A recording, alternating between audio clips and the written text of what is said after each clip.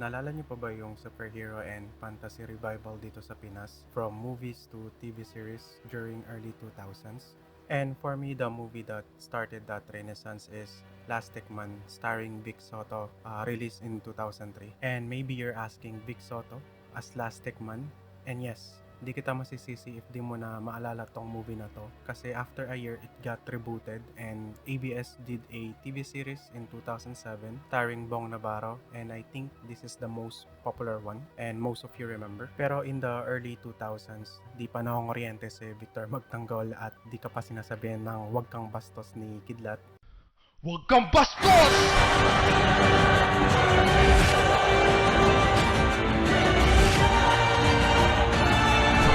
Meron na tayong Lastikman Starring Vic Sotto, and to be honest, this movie is kinda okay and mid at its best. Bakit ko nasabi to? Kasi for me, yung acting ni Vic Sotto sa movie na to is kinda off for me. Di ako biggest fan ni Vic and his acting sa mga movies niya, pero this one movie na to, medyo off talaga siya para sa akin, and yung acting niya kinda feels stiff, and he's the main character in this movie, so that says a lot. And to be completely honest, tong movie na to is binuhat ni Epikison, which is the main villain. Ikaw si Jeboy. Oo!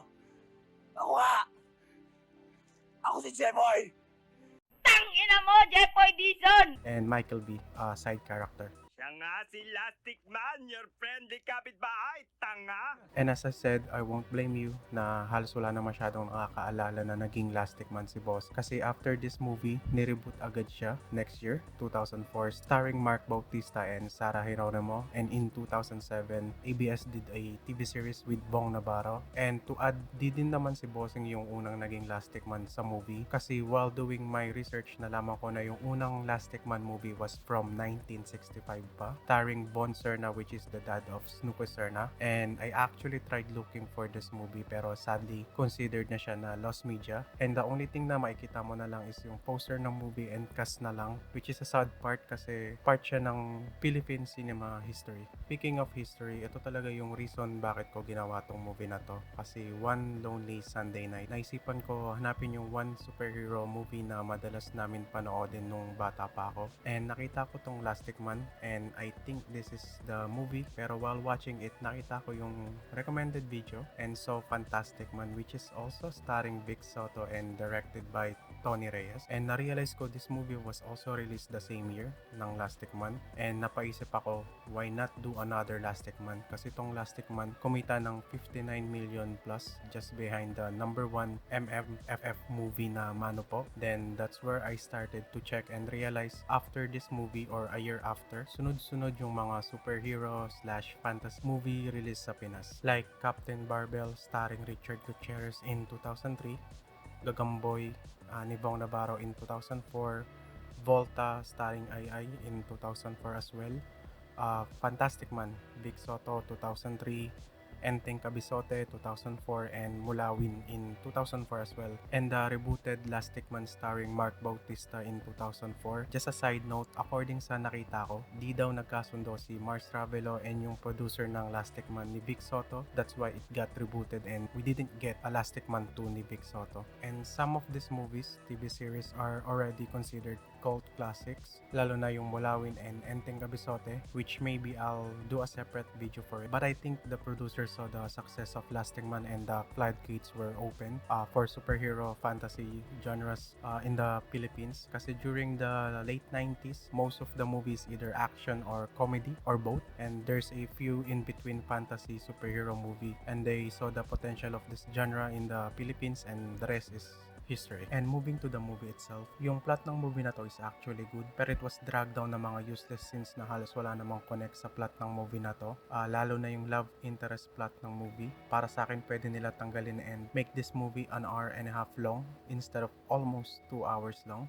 And watching this movie feels like a chore. After watching it once, and pinanood ko tong movie na to more than once while making this video, honestly, yung first time na pinanood ko to, it's actually fun for me kasi more on nostalgia value, para kang nag-travel back in early 2000s. The ambience of the movie itself, yung mga joke, and most important, the fashion. And speaking of fashion, there's actually a second villain on this movie, and para sa akin siya yung main villain sa movie na to, or the most important character, kasi kung wala siya di aandar yung plot ng movie na to, which is Ryan Eigenman. Hindi dahil siya yung dahilan ng villain arc ni Epi, transforming him from a super fan ni Lastikman to striker, kundi dahil sa hairstyle niya. Holy, kahit ako makita ko sa school to si Ryan Eigenman, magpapabuli na ako. Look at this drip, yung ganyang itsura 100% would raise your girl back in 2000's.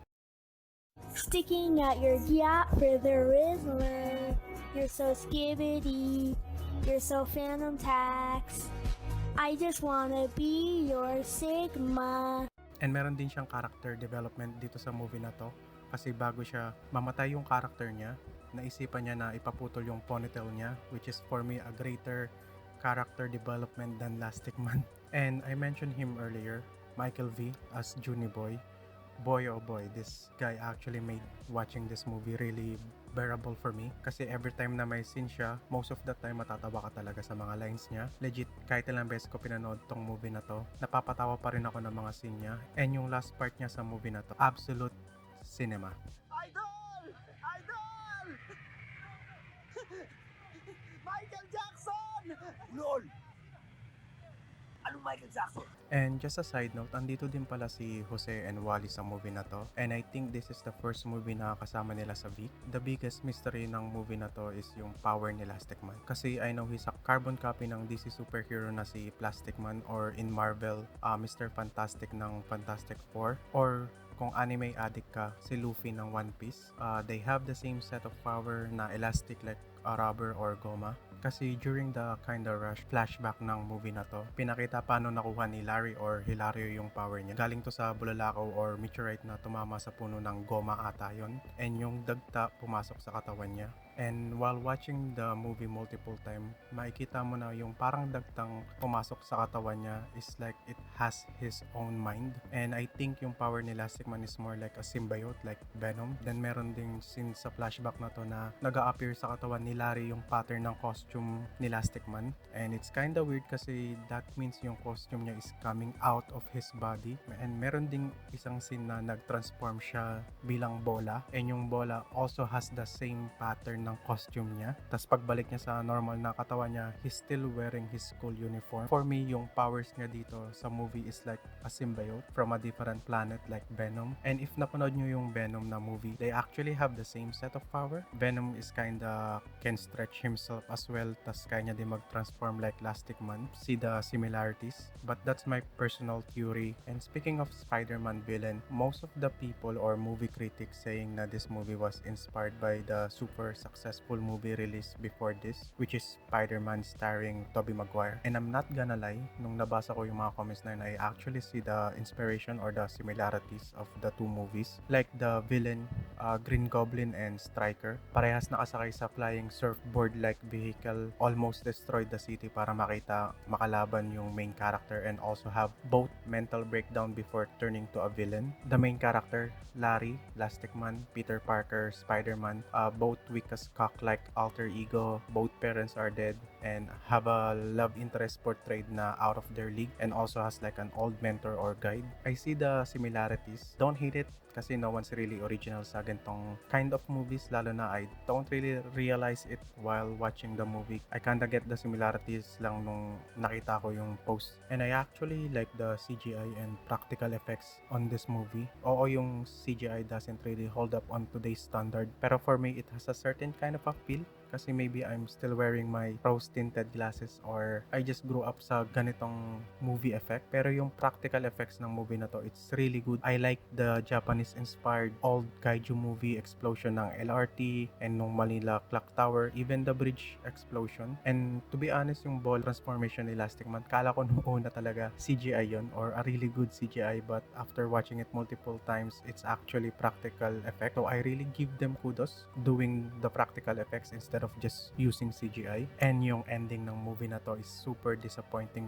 for me. Kasi si Epi or Striker has some kind of a redemption arc, realizing yung mga masamang nagawa niya. Kung hinayaan na lang nila mamatay si Epi, it's actually kinda good on the movie part and Epi's character development. Pero no, binuhay pa nila. Maybe I think ginawa nila yon thinking they can do Lastikman 2. Pero it didn't happen. So in conclusion, I still stand on my opinion na this movie is mid at its best, and Bossing's acting feels like I'm watching a porn scene every time na nasa screen siya. Pero I'll still recommend to give this movie a shot. Watch it here. Available siya dito sa YouTube, and I'll recommend the one na uploaded ng Octo Arts Films na channel, kasi this movie open up the floodgates para sa fantasy superhero films in 2000, and I think if nag-flop tong movie na to, maybe we won't get those cult classic superhero fantasy movie or TV series, and it's also part of our Philippine cinema history.